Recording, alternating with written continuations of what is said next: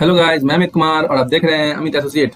तो आज हम लोग सीखेंगे कि I T R 4 Java utility के साथ कैसे फाइल किया जाता है, मतलब ऑनलाइन नहीं ऑफलाइन जाकर कैसे फाइल किया जाता है। ठीक है, तो इस वीडियो से आपको कुछ भी सीखने को मिलेगा, तो ऐसा लगेगा कि अच्छा वीडियो है तो please like and subscribe my channel. तो चलिए स्टार्ट करते हैं। हम लोग जावा यूटिलिटी खोलेंगे, डाउनलोड करके ओपन कर लेंगे। यहाँ पे डिटेल्स रहेगा, नाम, name, first name, middle name, last name, PAN number, date of birth, address वगैरह जो भी है अपना, कंट्री वगैरह जो भी आपका कंट्री है, मेनली इंडिया ही डालना रहता है क्योंकि हम लोग इंडियन है ना, इसलिए इंडिया डालेंगे। कंट्री वगैरह स्टेटस इंडिविजुअल डालना रहता है। ठीक है, यहाँ पे फ़ोन नंबर रहेगा। यहाँ पे अगर टाइम पे कर रहे हैं तो ये बिफोर ड्यू डेट, और टाइम की बात कर रहे हैं तो आफ्टर ड्यू डेट करना होगा। ठीक है, बस यहाँ पे नो कर देना है। यहाँ पे यस इसलिए करता है कि इसलिए क्योंकि ये पूछता है कि आप किसी और से फाइल करवा रहे हैं क्या, तो किसी और से फाइल करवाइएगा तो उसका फिर डिटेल्स डालना होगा। तो मेनली क्या होता है, नो ही करते हैं। अगर कोई दूसरा भी फाइल करता है तो उसमें यहाँ पे नो ही करता है। ठीक है, ये हर जगह का यही सीन है। तो ये आपका पर्सनल डिटेल हो गया, यहाँ पे भरना है आपको। फिर आ गया इनकम डिटेल्स। ITR4 में क्या होता है कि आप ये अगर सैलरी पर्सन है तो सैलरी यहाँ पे डाल सकते हैं। ITR4 इसलिए भरा जाता है जो छोटे मोटे जो बिजनेसमैन है, जो बैलेंस शीट उतना अच्छे तरीके से मेंटेन नहीं करते हैं उसके लिए, और बिजनेसमैन और जो सैलरी पर्सन और साथ में बिजनेस इनकम भी कमाते हैं, बिजनेस से भी पैसे कमाते हैं, कुछ उनका बिजनेस भी चलता है और सैलरी पर्सन भी है, तो उनके लिए भी ITR4 भरा जाता है। ठीक है, ITR4 और ITR3 दोनों भरा जा सकता है, लेकिन ITR4 बता रहे अभी, ITR3 फिर कभी। तो यहाँ पे आपको जितना भी सैलरी होगा, सैलरी आएगा वो आपको यहाँ पे डालना है, फिलअप करना है, ये सब जीरो छोड़ देना है। यहाँ पे आपका क्या पूछ रहा है, less allowance to the extent. हाँ, यहाँ पे अलाउंस डालना होगा, जो भी आपको अलाउंस मिलता होगा, एक्सपेंडिचर ये हो गया आपका, ट्रैवल अलाउंस या कुछ भी अलग तरीके से अलाउंस मिलता होगा। अगर आप सैलरी पर्सन तो जनरली मिलता ही है सबको, कुछ किसी भी तरीके का अलाउंस मिलता है तो इसमें डालना होगा। उसके बाद आपका इंटरटेनमेंट अलाउंस मिलता है तो ये डालना होगा, यहाँ पे डालना होगा। प्रोफेशनल टैक्स मिलता है तो यहाँ पे ये डालना होगा, मिलता है तो डालना, नहीं तो नहीं डालना। ठीक है, अगर आपका ये हाउस प्रॉपर्टी से इनकम आ रहा है तो अगर जो आपके पास घर है उसको अगर खुद ही यूज़ कर रहे हैं तो सेल्फ ऑक्युपाइड कर देंगे, और आपका घर है, आपके नाम से घर है, उसको आप रेंट पे दिए हुए लेट आउट करेंगे और यहाँ पे डिटेल्स डालेंगे। अभी थोड़ी देर में आ जाएगा ऑप्शन।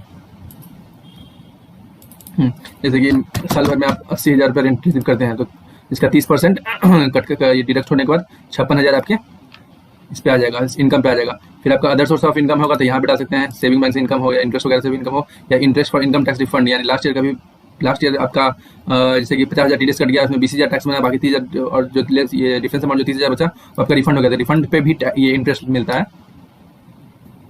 ठीक है, वो भी आपका यहाँ पे जुटेगा। ठीक है, अब ये सब भर दिए, इनकम सारा भर दिए हम लोग। अभी बिजनेस प्रोफेशनल वाला इनकम नहीं डाले हैं अभी।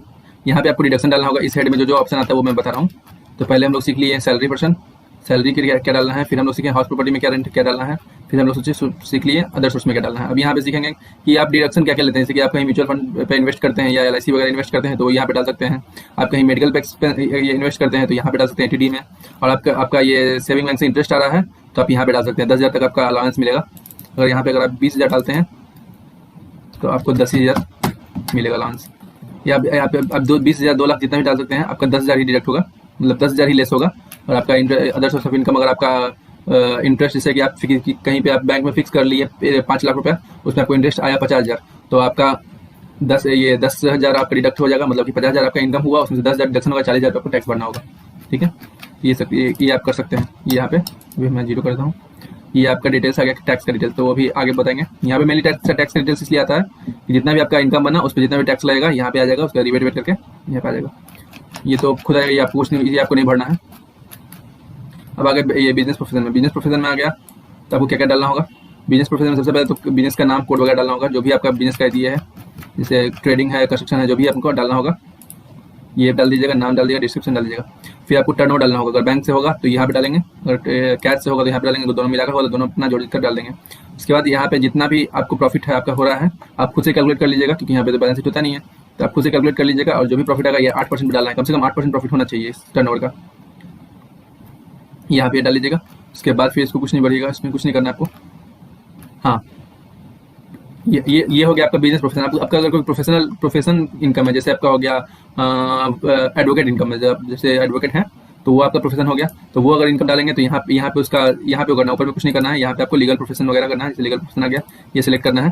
फिर यहाँ पे ग्रॉस रिसिप्ट डालना है, यहाँ पे प्रेजेंटिव इनकम डालना है। तो ये इनका आपको 50% से ऊपर होना चाहिए। अगर 50% से नीचे करते हैं तो आपको ITR 3 भरना होगा।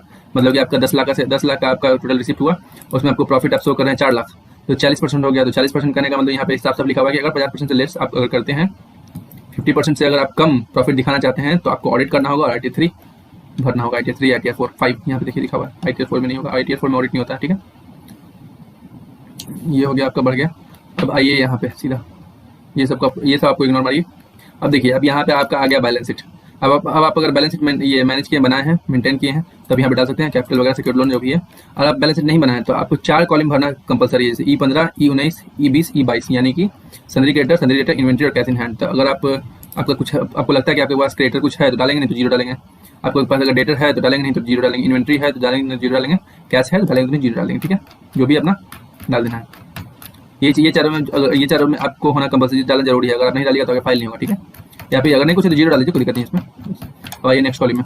अब आगे नेक्स्ट TDS, टैक्स डिटेल्स है। मतलब यहाँ पे आपको अगर TDS कटा हुआ है तो आपको यहाँ पे डालना है, मतलब कि आपको 26 से देखना है, उसमें से 10 डालना है, नेम ऑफ द एम्प्लॉयर डालना है, कितना इनकम अंडर सैलरी, जो भी आपका TDS कटा है, इनकम अंडर सैलरी कटा है, इनकम अंडर सैलरी डाल दीजिएगा।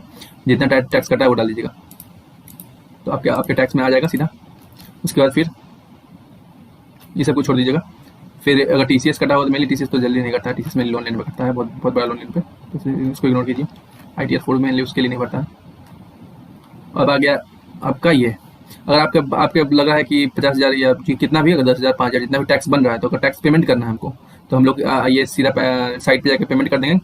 और वहाँ पे आप जब भी पेमेंट कीजिएगा तो वहाँ पे आपको 4 चीज़ मिलेगा, BSR कोड, एक डेट ऑफ डिपॉजिट, मतलब जब आप पेमेंट किए, और चालान नंबर मिलेगा, और जितना अमाउंट पेमेंट किया उतना आप डाल लीजिएगा यहाँ पे, वो सब आप डालिएगा। तो आपका आगे ये यहाँ पे शो हो जाएगा। मतलब अगर आपका 1,000 रुपये टैक्स बन रहा है तो यहाँ पे पेबल रहेगा स्टार्टिंग में, और वो जैसे वो डालिएगा तो वो 1,000 रुपये यहाँ पे आएगा, टैक्स पेड में आ जाएगा, ठीक है। अब हम लोग नीचे आएंगे, यहाँ पे बैंक का डिटेल्स में आएगा। बिना बैंक का डिटेल्स डाले हुए आपका फाइल नहीं होगा। तो बैंक का डिटेल्स में IFSC कोड रहता है, बैंक नेम रहता है और अकाउंट नंबर रहता है, वो सब डालेंगे। उसके बाद यहाँ पे नाम डालेंगे, जो भी जिस पर्सन का भर रहे हैं उसका नाम, उनके पिताजी का नाम, फिर यहाँ पे सेल्फ, फिर यहाँ पे उनका पैन नंबर, उनका प्लेस, बस इसको इग्नोर करेंगे। ये सब डालने के बाद ATG में देख लेंगे, अगर हम लोग कुछ डोनेशन किए हैं तो डोनेशन का डिटेल डालेंगे, नहीं डोनेशन किए होंगे तो कुछ डिटेल्स डालने की जरूरत नहीं है, इसको ऐसे इग्नोर कर देना है। और हम लोग यहाँ से सबमिट कर देंगे। तभी तो होगा नहीं, क्योंकि बहुत सारा मैंने कुछ भरा ही नहीं है। जैसे सबमिट करेंगे और ITR का पासवर्ड मांगेगा, हम लोग पासवर्ड डालेंगे और वो हो जाएगा। और उसके बाद वेरीफाई कर लेंगे हम लोग जाके ITR की साइट पे।